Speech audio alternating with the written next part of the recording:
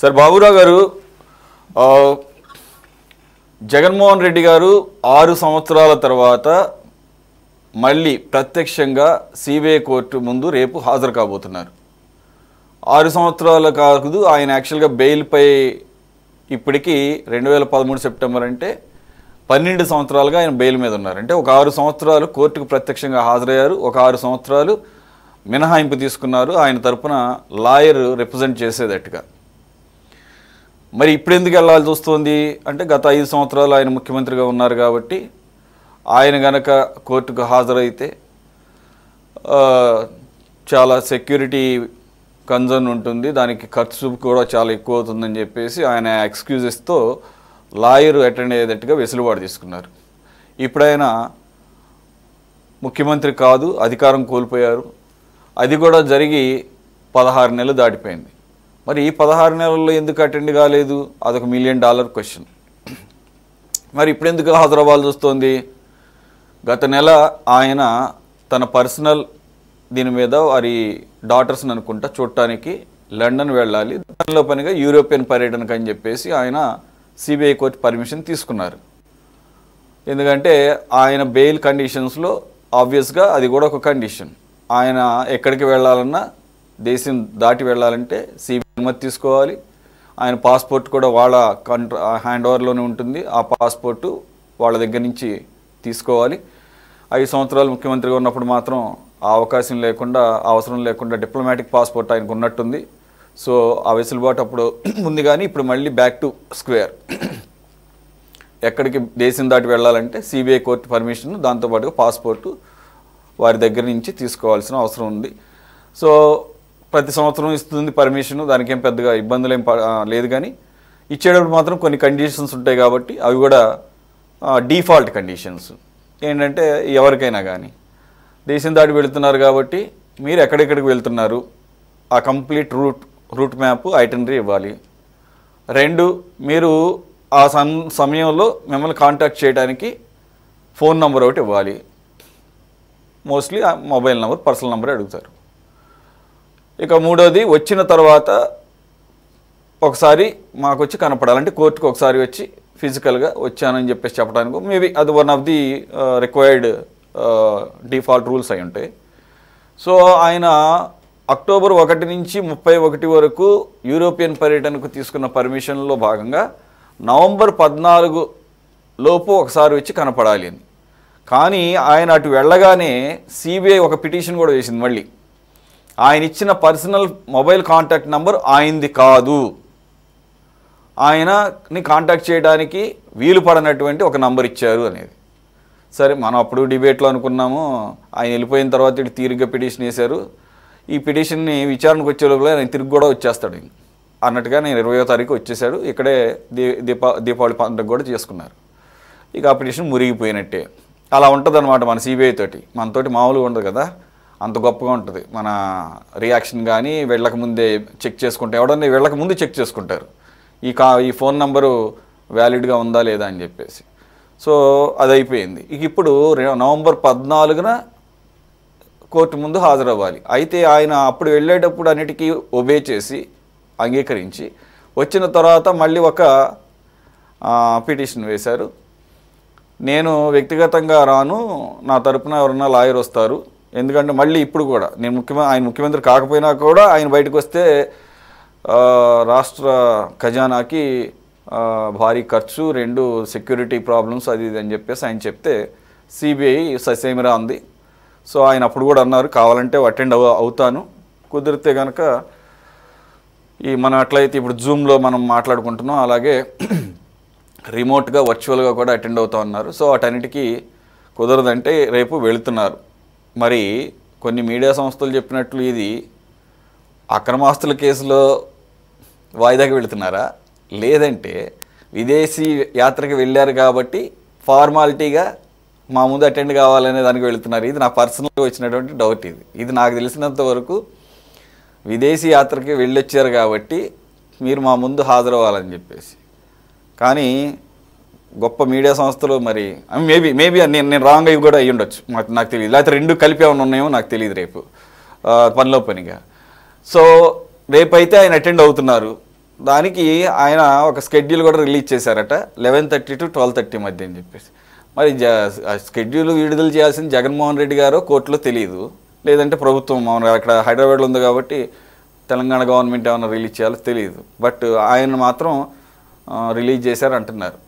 మరి ఆ టైంకి రమ్మని చెప్పేసి మన కోర్టు అందేమో. సో ఓవరాల్గా సార్, ఆయన 12 సంవత్సరాలు బెయిల్ వ్యవహారం అవ్వచ్చు, ఇన్ని వేల డిశ్చార్జ్ పిటిషన్లు అవ్వచ్చు, అసలు ఇంతవరకు దాని మీద అసలు విచారణ ప్రారంభం కానటువంటి దుస్థితి ఇంకెక్కడన్నా జరిగిందా చూసామా? Rarest of the rare cases, అసలు ఇవన్నీ కాదు కానీ రేరెస్ట్ ఆఫ్ ది రేర్ కేసెస్లో ఇటువంటి ఎక్సెప్షన్స్ ఎందుకు? వీళ్ళకి మాత్రమే అంత ఎక్సెప్షన్స్ అన్నీ అంత వెసులుబాటు ఇస్తారు. సరే, అందరికీ నమస్కారం అండి. ఇప్పుడు రాజకీయ నేతల మీద, ప్రభుత్వాల్లో ఉన్నటువంటి నేతల మీద, వీళ్ళ మీద పెట్టినటువంటి కేసులు అక్రమ సక్రమ కోర్టులో హాజరయ్యి వాటిల్ని నిరూపించుకోవాల్సిన బాధ్యత నాయకుల మీద ఉంటుంది. అలాగే జగన్మోహన్ రెడ్డి గారు 12 ఏళ్ల నుంచి ఆయన తప్పుడు కేసు అనొచ్చు, ఇది న్యాయమైన కేసు అని చాలామంది అనుకోవచ్చు, లేదు పొరపాటు కేసు అనుకునే వాళ్ళు కూడా ఉండొచ్చు. తేల్చాల్సిన న్యాయస్థానం ముందు ఉన్నటువంటి కేసుల్ని కాలయాపన చేయటం ద్వారా మరి దాన్ని ఇలా పెండింగ్లో పెట్టుకోవటం అంటే మా చిత్తశుద్ధిని రుజువు చేసుకోవటంలో వారు విఫలమవుతున్నారని స్పష్టంగా అర్థమవుతుంది. అలాగే సిబిఐ ఈడీలు ఏమీ లేకపోయినా అవసరమైతే అక్రమ కేసులు పెడతారు, వాళ్ళకి గిట్టకపోతే కేసులు పెట్టి వేధిస్తారు, జైలులో పెడతారు, అన్నీ ఉంటాయి. కానీ వాళ్ళ రాజకీయ అవసరాల కోసం సిబిఐని ఈడీని వినియోగించి కావాల్సినటువంటి మినహాయింపులు ఇవ్వటంలో కూడా ఇవాళ కేంద్రంలో ఉన్నటువంటి బీజేపీ అనేక చోట్ల మనం చూస్తున్నాం. అందులో భాగంగానే ఆంధ్రప్రదేశ్లో కూడా బీజేపీ గేమ్ ప్లాన్ చేస్తాం.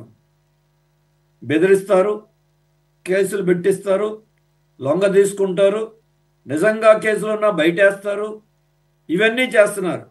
అవసరమైతే వాళ్ళకి అందుకే వాళ్ళ ఆంధ్రప్రదేశ్లో ఉన్నటువంటి ప్రధాన పార్టీలు వైసీపీ ఈరోజు కేంద్రానికి లొంగిపోయి అనేక విషయాల్లో అన్నిట్లో కూడా కేంద్రానికి ఎన్డీఏలో చేరలేదు తప్ప అధికారంలో ఉన్నప్పుడు ఇప్పుడు వాళ్ళు బలపరుస్తూనే ఉన్నారు.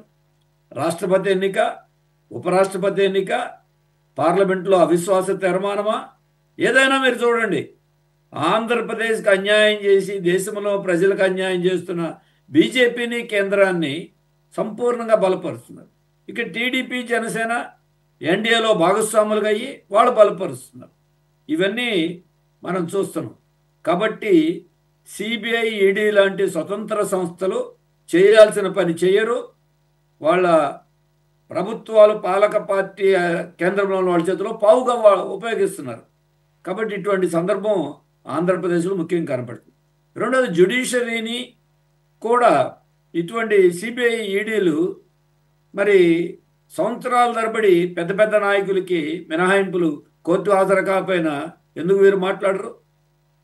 నాయకుల చిత్తశుద్ధి ఏంటంటే ఇతరులకు ఎలా ఉందో వాళ్ళు కూడా కోర్టులు హాజరయ్యి రుజువు చేసుకోవాల్సిన బాధ్యత వాళ్ళ మీద ఉంది.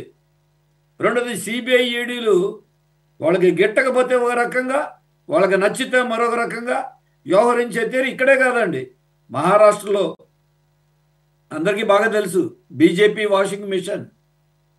ఆ వాషింగ్ మిషన్ అందరినీ బీజేపీలో చేరితే పవిత్రులు చేసేస్తుంది.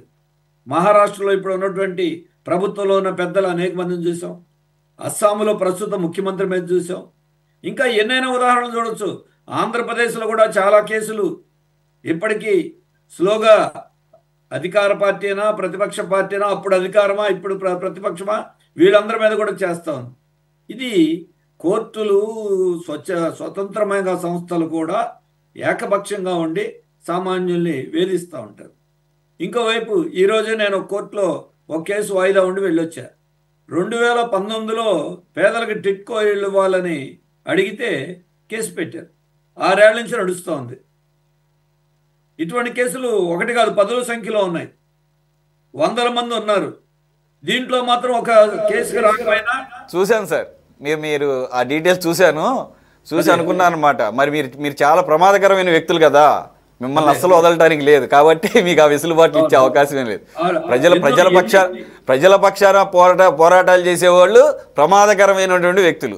ప్రజల యొక్క ధనాన్ని అడ్డగోలుగా వేల కోట్లు లూటీ చేసిన వాళ్ళు ఎన్ని వెసులుబాట్లైనా ఇస్తాము, ఎన్ని ఎక్సెప్షన్స్ అయినా ఇస్తాము. ఈవెన్ జ్యుడిషియరీ బుక్లో లేని వాటిని కూడా అవసరమైతే పేజీలు యాడ్ చేసి చేరుస్తాం మేము సార్. అలాగే వీటిల్లో కోట్ల రూపాయలు ఖర్చు పెడుతున్న న్యాయవాదుల కోసం సొంత సొమ్ము ఖర్చు పెట్టడమే కాదు, ప్రభుత్వాల్లో ఉన్నప్పుడు ప్రజల సొమ్ముని నాయకుల కోసం అధికార పార్టీలో ఉన్నోళ్ళు అప్పుడైనా ఇప్పుడైనా చూస్తున్నాం. వాళ్ళకి న్యాయవాదులను పెడతారు, బెయిల్ పొందుతారు, కోర్టులకి వెళ్లకుండా మినహాయింపులు తెచ్చుకుంటారు. అక్కడ కేంద్రంలో ప్రసన్నం చేసుకుంటే చాలు, ఏ కేసులైనా సరే ఏమైపోతాయి. అది మరి అప్పుడు ఇప్పుడు కూడా చూస్తున్నాం. అది ఇవాళ జగన్మోహన్ రెడ్డి గారి కేసు కాబట్టి చర్చ మీరు పెడుతున్నారు. జగన్మోహన్ రెడ్డి గారి కేసే కాదు, ఇప్పుడు ఉన్నటువంటి అధికార పార్టీలో ఉన్నటువంటి వాళ్ళ కేసులు కానీ మొత్తం ఇదే రకమైనటువంటి తొందర జరుగుతుంది. దీంతో జ్యుడిషియరీ మీద కూడా విశ్వాసం తగ్గుతుంది.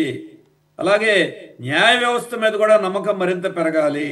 అలాగే స్వతంత్రమైనటువంటి సంస్థల మీద ఉన్నాయి.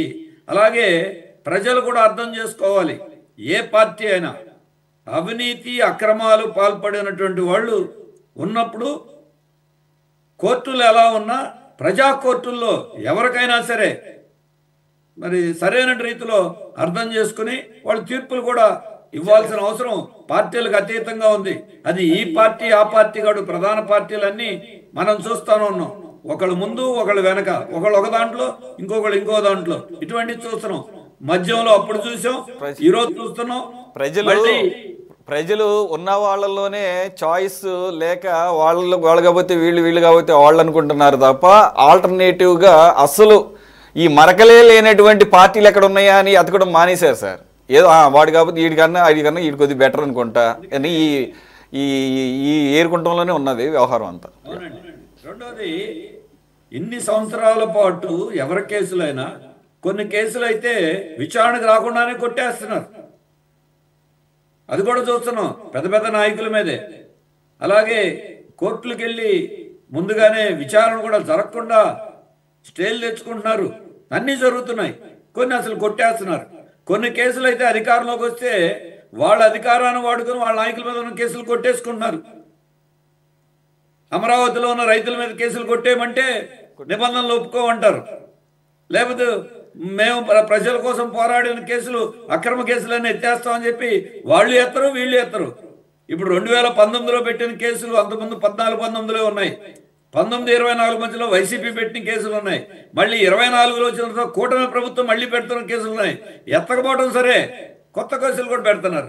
కానీ వేల లక్షల కోట్ల ప్రజాధనాన్ని లూటీ చేసిన వాళ్ళు మాత్రం మినహాయింపులు ఇస్తున్నారు, ఈ ప్రత్యేకతలు ఇస్తున్నారు. కోర్టులు కూడా అంటే పెద్ద నాయకులకు ఒక నిబంధన, సామాన్యులకు ఒక నిబంధన. ఓకే బాబురావు గారు, సో అయితే మీరు కూడా ఆళ్ళ ఫార్ములాని తీసుకొని లోకేష్ గారును చంద్రబాబు నాయుడు గారు ఎలక్షన్స్ బిఫోర్ ఎలాగైతే నా మీద ఇన్ని కేసులు అని చెప్పేసి లెక్క చెప్పారో, అలాగే మీరు కూడా మీ అందరికన్నా ఎక్కువ కేసులు మా మీద ఉన్నాయి అని చెప్పేసి ఒక 30-40 లేకపోతే మా స్థాయికి ఇవి ఎక్కువేనండి అని చెప్తే కానీ ఏమన్నా కళ్ళు తెరవరో, లేదంటే కనుక వాస్తవ ప్రపంచంలో కొన్ని వస్తారేమో. వీళ్ళనే కాదు, గత ప్రభుత్వంలో అయినా కానీ. సో కానీ నంబర్ ఆఫ్ కేసెస్ కాదు ఇక్కడ matter. A type of cases ఉన్నాయి, ఏ రకమైన కేసులు ఉన్నాయి, ఏ రకమైన కేసులు వారివి ఎవరి అయినా చూస్తున్నాం. అందుకే ఇప్పుడు ఏమైంది, కోర్టుకి నాయకులు హాజరు కావటమే ఒక పెద్ద అచీవ్మెంట్, పెద్ద న్యూస్, అది వార్త. పరిస్థితి వచ్చిందంటే వ్యవస్థలు, పార్టీలు, ప్రభుత్వాలు, నేతలు ఎలా ఉన్నారో మరి ప్రజలు గమనించాలి, చైతన్యవంతులు అవ్వాలి. పార్టీలకి గుడ్డిగా కాకుండా ఏ పార్టీ అయినా ఏ నాయకుడైనా ఇటువంటి అవినీతి అక్రమాల్లో ఉంటే తగు రీతిలో సమాధానం చెప్పగలిగినప్పుడు, ప్రజా చైతన్యం ఉన్నప్పుడు వ్యవస్థలు కూడా సరిగ్గా పనిచేస్తాయి.